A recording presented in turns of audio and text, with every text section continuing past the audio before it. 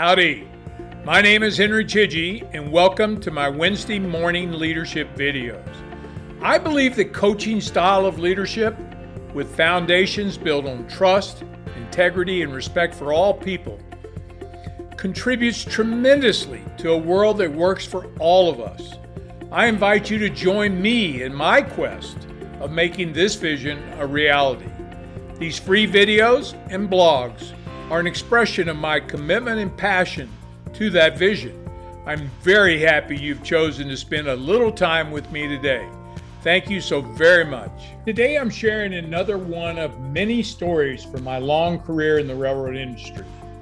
My goal here is to help you build your company and your team to create outstanding results in a way that is both gentle on your people and ruthless on the challenges that they and you face.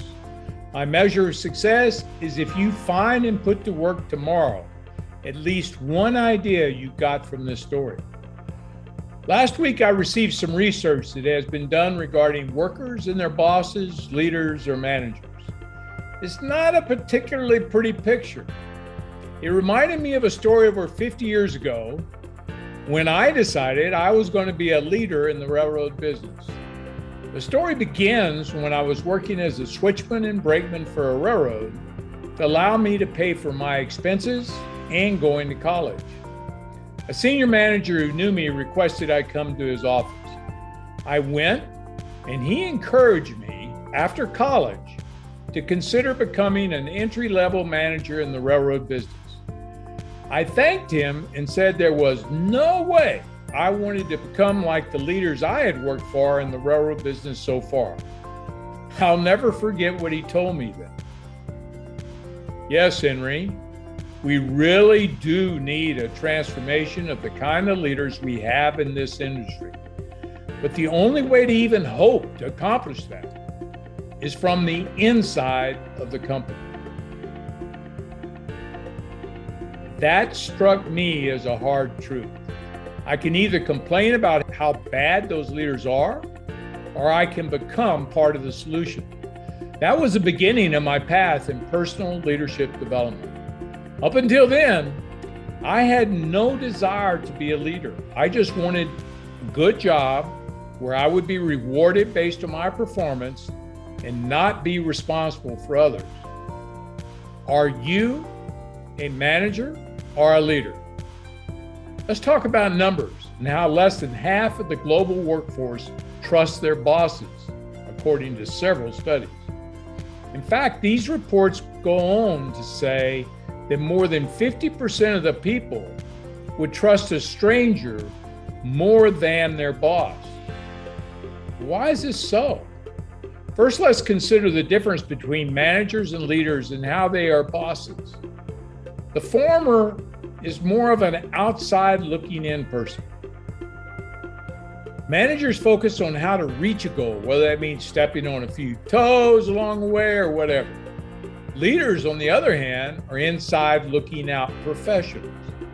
They focus on the whys and the hows of a situation and encourage their team members to find the solution on their own. But never forget, the leader is and has to be crystal clear on the goal and targets.